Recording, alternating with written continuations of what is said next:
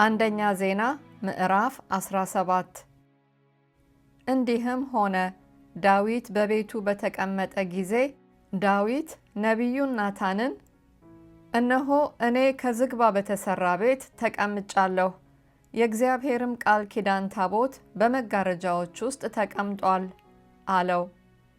ናታንም ዳዊትን እግዚአብሔር ካንተ ጋር ነውና በልብህ ያለውን ሁሉ አድርግ አለው።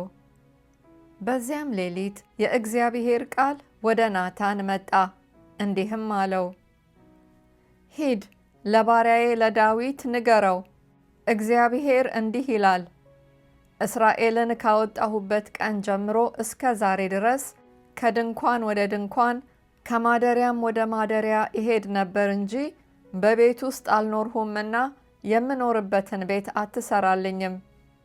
ከእስራኤል ሁሉ ጋር ባለፍኩበት ስፍራ ሁሉ ስለምን ቤትን ከዝግባ እንጨት አልሰራችሁልኝም ብዬ ሕዝቤን ይጠብቅ ዘንድ ከእስራኤል ፈራጆች ላዘዝሁት ለአንዱ በውኑ ተናግሬአለሁን? አሁንም ባሪያዬን ዳዊትን እንዲህ በለው፣ የሰራዊት ጌታ እግዚአብሔር እንዲህ ይላል፣ አንተ መንጋውን ስትከተል በሕዝቤ በእስራኤል ላይ አለቃ ትሆን ዘንድ ከበግ ጥበቃ ወሰድሁህ። በሄድህበትም ሁሉ ከአንተ ጋር ነበርሁ፣ ጠላቶችህንም ሁሉ ከፊትህ አጠፋሁ። በምድርም ላይ እንዳሉ እንደ ታላላቆች ስም ለአንተ ስም አደርጋለሁ። ለሕዝቤም ለእስራኤል ስፍራ አደርግለታለሁ፣ እተክለውማለሁ፣ በስፍራውም ይቀመጣል፣ ከዚያም በኋላ አይናወጥም። እንደ ቀድሞ ዘመንና በሕዝቤም በእስራኤል ላይ ፈራጆች እንዳስነሳሁበት ጊዜ ግፈኞች ተመልሰው አያስጨንቁትም። ጠላቶችህንም ሁሉ አዋርዳቸዋለሁ። እግዚአብሔር ደግሞ ቤት እንዲሰራልህ እነግርሃለሁ። ወደ አባቶችህም ትሄድ ዘንድ ዕድሜህ በተፈጸመ ጊዜ ከልጆችህ የሚሆነውን ዘርህን ከአንተ በኋላ አስነሳለሁ፣ መንግሥቱንም አጸናለሁ። እርሱ ቤት ይሰራልኛል፣ ዙፋኑንም ለዘላለም አጸናለሁ። እኔም አባት ሆነዋለሁ፣ እርሱም ልጅ ይሆነኛል። ከአንተ አስቀድሞ ከነበረው እንዳራቅሁ ምሕረቴን ከእርሱ አላርቅም። በቤቴና በመንግሥቴም ለዘላለም አቆመዋለሁ፣ ዙፋኑም ለዘላለም ይጸናል። እንደዚህ ነገር ሁሉ እንደዚህም ራእይ ሁሉ ናታን ለዳዊት ነገረው። ንጉሡም ዳዊት ገባ፣ በእግዚአብሔርም ፊት ተቀምጦ እንዲህ አለ፣ አቤቱ አምላክ ሆይ እስከዚህ ያደረስከኝ እኔ ማን ነኝ? ቤቴስ ምንድን ነው? አምላክ ሆይ ይህ በፊትህ ጥቂት ነበረ። አቤቱ አምላክ ሆይ ስለ ባሪያህ ቤት ደግሞ ለሩቅ ዘመን ተናገርህ። እንደ አንድ ባለማዕረግ ሰው ተመለከትከኝ።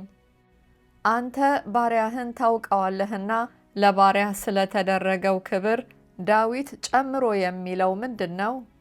አቤቱ ይህን ታላቅ ነገር ሁሉ ታስታውቀው ዘንድ ስለ ባሪያህ እንደ ልብህም ይህን ተአምራት ሁሉ አድርገሃል። አቤቱ እንዳንተ ያለ የለም፣ በጆሮአችንም እንደሰማን ሁሉ ከአንተ በቀር አምላክ የለም።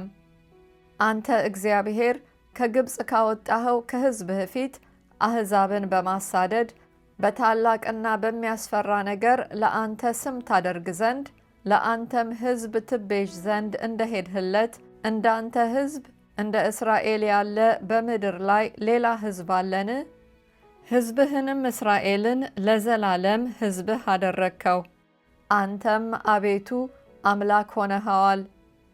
አሁንም አቤቱ ስለ ባሪያህና ስለ ቤቱ የተናገርከው ለዘላለም የጸና ይሁን፣ እንደ ተናገርህም አድርግ። የሰራዊት ጌታ እግዚአብሔር እርሱ የእስራኤል አምላክ ነው፣ በእውነት የእስራኤል አምላክ ነው ይባል ዘንድ ስምህ ለዘላለም ጽኑና ታላቅ ይሁን። የባሪያህም የዳዊት ቤት በፊትህ ጸንቷል። አምላኬ ሆይ ቤት እንድትሰራለት ለባሪያህ ገልጠሃልና፣ ስለዚህ ባሪያህ ወደ አንተ ይጸልይ ዘንድ በልቡ ደፈረ። አሁንም አቤቱ አንተ አምላክ ነህ፣ ይህንም መልካም ነገር ለባሪያህ ተናግረሃል። አሁንም በፊትህ ለዘላለም ይኖር ዘንድ የባሪያህን ቤት እንድትባርክ ፈቅደሃል። አንተም አቤቱ ባርከኸዋል፣ ለዘላለምም ብሩክ ይሆናል።